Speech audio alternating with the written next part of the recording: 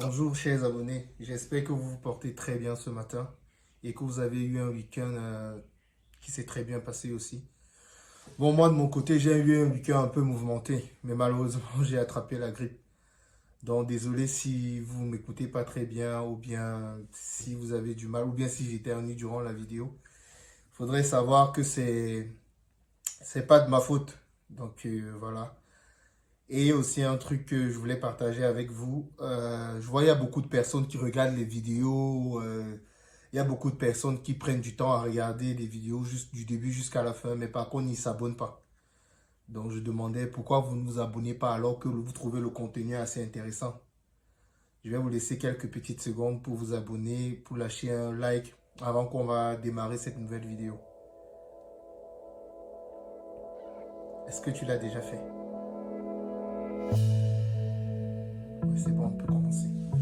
Donc aujourd'hui, je reviens avec une nouvelle vidéo en corrélation avec l'ancienne. L'ancienne où le titre était un mauvais choix qui m'ouvre les portes de la gloire.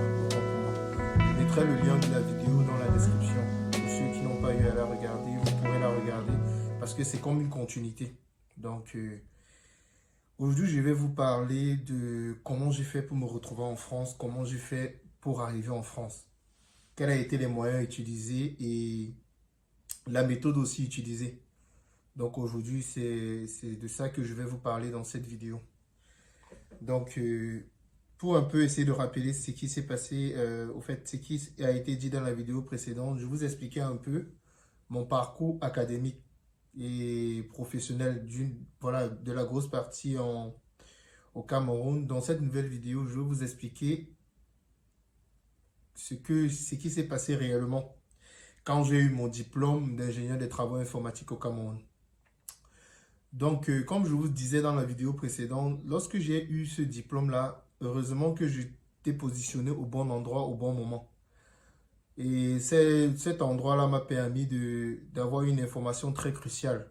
Cruciale dans le sens où c'est ça qui m'a donné le déclic pour pouvoir continuer mes études en France.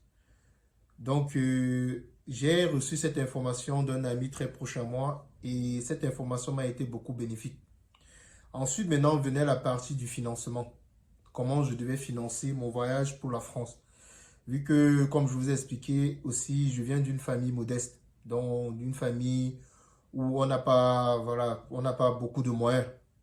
Et vous savez que pour venir en France, généralement, ça demande beaucoup de moyens. Ça demande vraiment beaucoup d'argent. Lorsque j'ai eu mon diplôme, en parallèle, en deuxième année, quand j'ai démarré avec dès que j'ai eu mon diplôme de deuxième année, j'ai directement lancé ma procédure. La procédure qui m'a permis d'arriver ici. Au Cameroun, pour pouvoir lancer la procédure, il faut se rendre à Campus France. Campus France, c'est un peu comme l'entité qui permet de pouvoir déposer et soumettre un dossier pour la recherche d'écoles en France et aussi pour tout ce qui est vérification de documents. Et au Cameroun, Campus France se trouve dans deux villes, dans la ville de Yaoundé et dans la ville de Douala. Bon, moi, vu que j'étais dans la ville de Yaoundé, c'est à Campus France qui se trouve à Yaoundé que j'ai eu à faire ma procédure. Donc, dans un premier temps, je me suis d'abord renseigné sur le site pour savoir qu'est-ce qu'il fallait que je fasse pour pouvoir avoir un dossier chez eux et qu'est-ce qu'il fallait faire pour pouvoir mener à bien le dossier.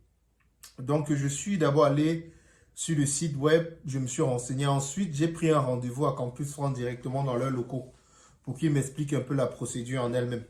Donc, quand je suis arrivé avec un stylo et un bic, un stylo, pardon, et un calepin pour prendre toutes les notes nécessaires pour pouvoir mener à bien mon dossier. Ensuite est venue la période d'inscription. Donc, je suis arrivé à Campus France, je me suis inscrit. Et à ce moment-là, j'avais un choix, dans cette année-là, j'avais un choix de 7 écoles. Et parmi les 7 écoles, il fallait automatiquement qu'une école m'accepte pour que la procédure puisse continuer. Donc, du coup, j'ai choisi cette école. Bon, vu que moi, j'étais dans le domaine informatique, j'ai choisi cette école ici en France qui bossait au fait, qui formait dans le domaine informatique. Et moi, je venais ici pour faire un Master 1. Donc, je voulais plus reprendre la troisième année, vu que j'ai fait une procédure en parallèle de l'obtention de mon diplôme de troisième année. Donc, je voulais arriver ici et continuer directement. Bon, j'ai choisi les 7 écoles et parmi les 7 écoles, je crois que parmi les 7 écoles, j'ai eu les refus sur les 7 écoles. Moi, je me suis dit alors pour moi que c'était terminé comme ça et que ma procédure devait s'arrêter à ce moment-là. La chance que j'ai encore eue, comme on dit souvent, quand tu vas vers l'information et que tu trouves la bonne information, elle t'aide vraiment pour toute une vie. Et c'est comme ça, mon ami avec qui, au fait, mon ami qui avait fait la procédure l'année où moi j'ai lancé la mienne et qui était venu en France, j'ai gardé le contact avec lui. Donc, à chaque fois, je lui demandais comment tu as fait ici, qu'est-ce qu'il faut faire. Et si quand j'étais bloqué aussi, je me retournais vers lui pour qu'il puisse me donner les informations nécessaires pour pouvoir me débloquer la situation et pouvoir avancer. Quand je l'ai maintenant contacté, c'est là où il m'a fait comprendre qu'il y a une école qui, voilà, on peut aussi faire une procédure hors Campus France. C'est-à-dire, on n'est pas juste cloîtré aux 7 écoles que Campus France donne, mais on peut aussi trouver des écoles sur Internet. C'est-à-dire, aller sur Internet directement postuler. Et cela permet à tout un chacun d'avoir plus de chances, d'avoir une admission dans une école. Et il était dans une école, et cette école-là, pour avoir l'admission, c'était un peu facile.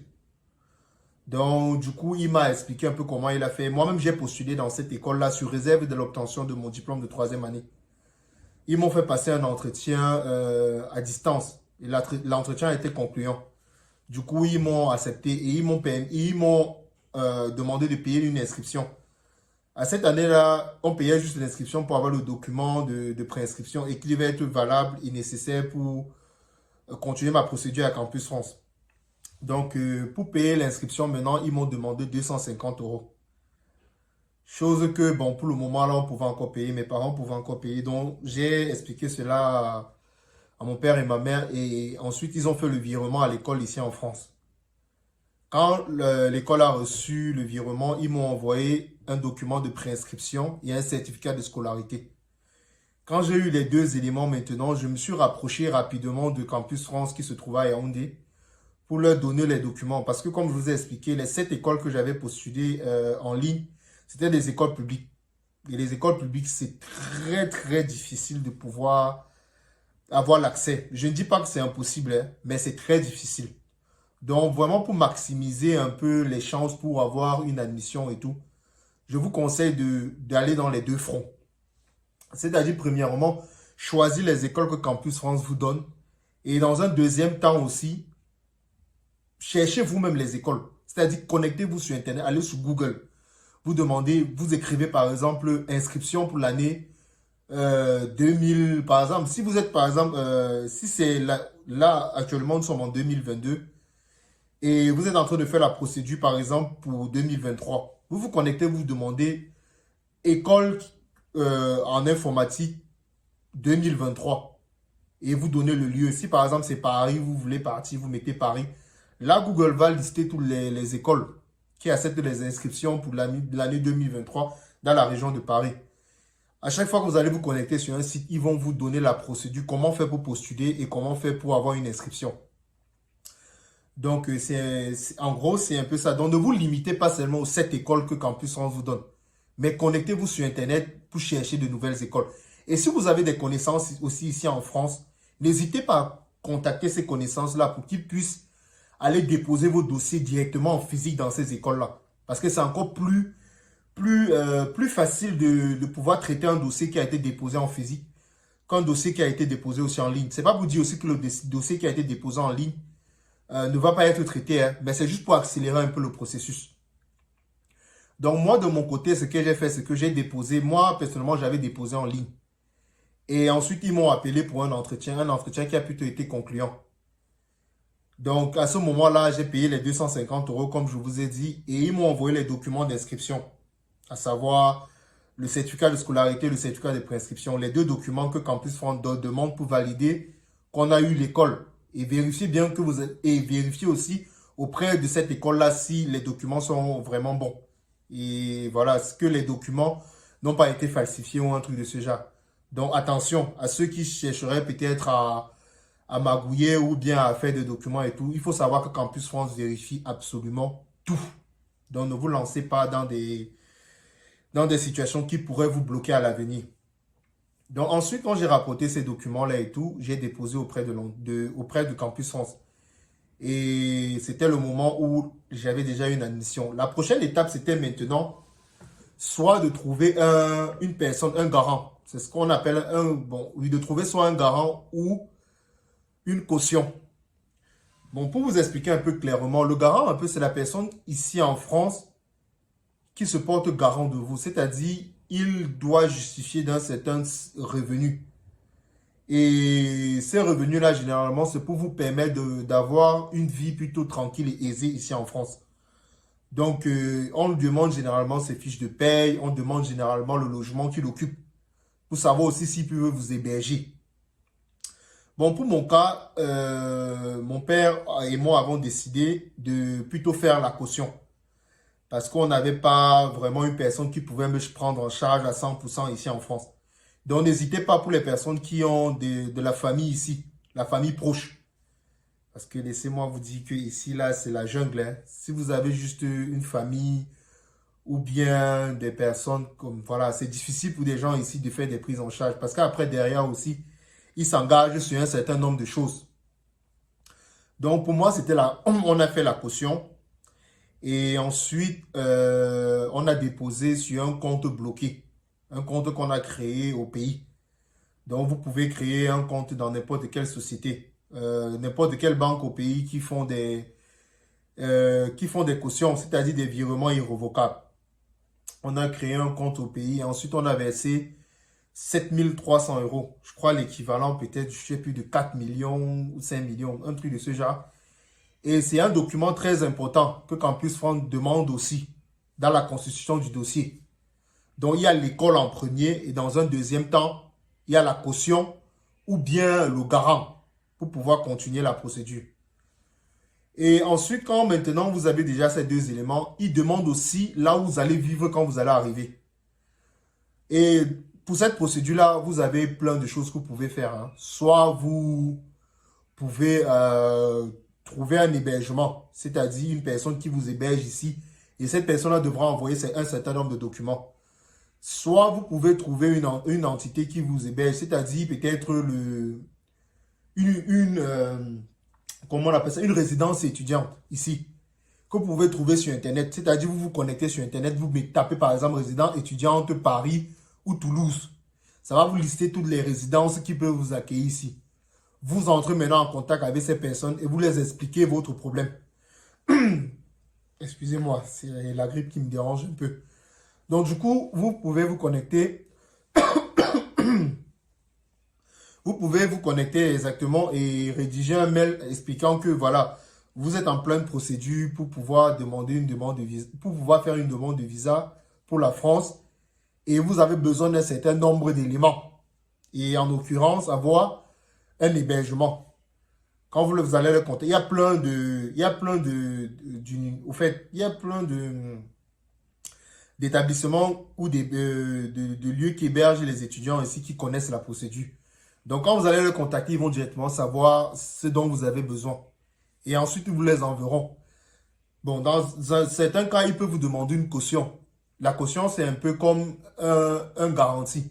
Que si vous avez, par exemple, le visa, ils sont sûrs que vous allez venir rester chez eux, comme vous avez demandé les documents. Et dans le cas où le visa ne marche pas, ils vous rembourseront cette caution. Donc, pour cela, il ne faudrait pas du tout vous inquiéter parce que c'est de l'argent toujours qu'on vous remboursera au moment venu. Ensuite, il y a aussi un élément très, très, très, très important. L'assurance. L'assurance ici, c'est un peu ce qui vous couvre durant votre voyage, depuis le début jusqu'à la fin. C'est-à-dire, durant le moment où vous quittez le Cameroun pour la France et durant les 3 premiers mois. Parce que quand vous arrivez ici, là, il vous faut quand même une assurance Si peut-être vous tombez malade, il faut quelque chose pour pouvoir vous soigner et vous prendre en charge. Avant maintenant de souscrire ici à la sécurité sociale, qui est une autre chose. Moi maintenant, pour mon cas particulier, je vais vous parler de ma propre expérience pour que vous puissiez un peu comprendre que vous pouvez arriver en France sans avoir beaucoup de moyens. Parce que moi, je vous explique encore, je vous dis, je viens d'une famille modeste. Donc, quand je dis comme ça, vous comprenez moi, je n'ai pas eu besoin d'avoir trop énormément d'argent pour arriver en France. Quand moi, j'ai déposé le dossier au fait à Campus France et qu'ils ont validé, ensuite, ils m'ont envoyé à l'ambassade. J'ai eu le visa. Et je vous ai expliqué ici que j'ai payé juste 250 € d'inscription dans l'école pour avoir mes documents d'admission. La pension dans cette école-là, elle était de 6500 €. 6500 € exactement. Et je n'ai payé que 250 pour pouvoir voyager. Ce qui s'est passé, c'est quoi? Quand je suis arrivé en France, je me suis rapproché d'une banque pour demander un prêt étudiant. Cette banque-là m'a fait comprendre que, bon, avec mon titre de séjour, il ne pouvait pas me faire le crédit. Parce que je n'avais pas une carte de séjour, mais j'avais un titre de séjour qui valait carte de séjour. Mais il y a beaucoup d'entreprises ici ou beaucoup de banques qui ne maîtrisent pas la procédure exacte. Donc, c'est pour vous dire que quand vous arrivez, ne vous limitez pas seulement à une seule banque ou bien à un seul choix. Allez dans plusieurs banques et ne baissez jamais les bras. Moi, personnellement, quand je suis arrivé, je suis d'abord allé dans une première banque. Je ne vais pas citer les noms ici pour un souci vraiment de transparence. Je voudrais pas... C'est pas une polémique que je voudrais créer, autant pour moi. Donc, je suis arrivé dans une première banque. Ils m'ont dit non, ils ne peuvent pas me recevoir parce que mon titre de séjour n'est pas une carte de séjour. Alors qu'avec ce titre de séjour, je pouvais rester 1 an sur le territoire français sans avoir de problème. Ils ne m'ont pas reçu. Je suis allé dans une deuxième banque. Cette banque-là m'a dit qu'il fallait que j'ai un garant. Et le garant, au fait, devait être français. Et surtout, être résident ici. Donc, être français et résident en France. Chose qui a été difficile pour moi. La troisième banque maintenant a accepté. Mais il fallait que j'ai toujours un garant, mais qui n'était pas forcément français. Donc, ils m'ont fait un prêt étudiant. J'ai fait un prêt de 12 000 €. Ces 12 000 € m'ont permis de payer de payer l'école pour les 2 ans.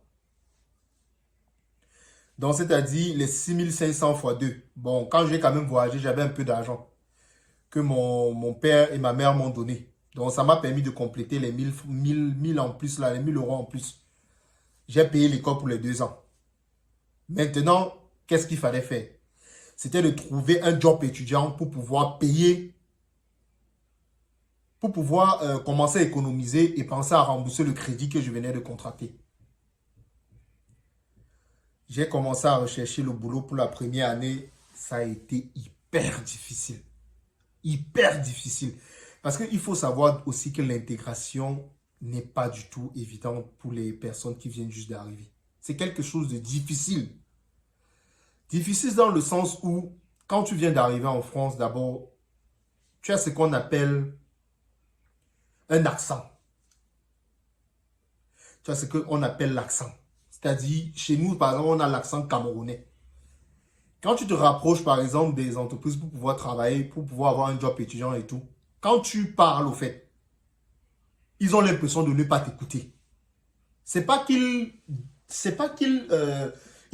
sont de mauvaise foi, hein, mais c'est juste qu'ils sont habitués à écouter ils sont habitués à écouter les gens parler d'une certaine façon. Moi, par exemple, j'arrive avec mon accent camerounais là, où on parle souvent que oui, bonjour, je vais bien et toi, je suis moi là. Ça ne passe pas. Donc ça a été un gros frein pour moi au début. Et j'ai pu résoudre cela en échangeant avec mes camarades à l'établissement. Parce que même à l'établissement, j'étais un peu isolé au fait. J'étais isolé parce que quand on discutait toujours à chaque fois, moi d'abord, premièrement, j'avais aussi du mal à les écouter. Et eux-mêmes, quand je parlais aussi, j'avais du mal. Quand je parlais aussi, ils avaient du mal à m'écouter. Ce qui faisait que ça créait un peu une barrière entre eux et moi. Et en classe même, c'était pareil au fait. C'était pareil en classe. Parce que même pour poser les questions, quand j'avais peut-être des zones d'ombre et tout, j'arrivais pas à poser mes questions. Parce que j'avais peur que quand je devais poser la question, le professeur n'allait pas m'écouter. Mais je vous assure que j'ai continué à forcer. Discuter avec les gens. Discuter avec le professeur. Échanger avec les camarades à l'établissement. Et au fur et à mesure, j'ai commencé un peu à m'exprimer un peu comme eux. Parce que je vais vous dire, hein, vous allez me dire que non, pourquoi on doit se plier à faire comme ils font? Pour pouvoir t'intégrer quelque part, hein, mon gars. Pour pouvoir t'intégrer quelque part, hein, ma soeur. Tu es obligé de faire comme les autres. Sinon, tu ne peux pas avancer. Maintenant, quand j'ai pu commencer un peu à comprendre comment ça se passe ici, comprendre un peu la culture française et tout, j'ai commencé à comprendre beaucoup de choses. Et c'est comme ça qu'au fur et à mesure, quand je passais mes entretiens pour des jobs étudiants, ça allait quand même de mieux en mieux. Certes, j'avais du mal peut-être à... Bon, on me recrutait pas...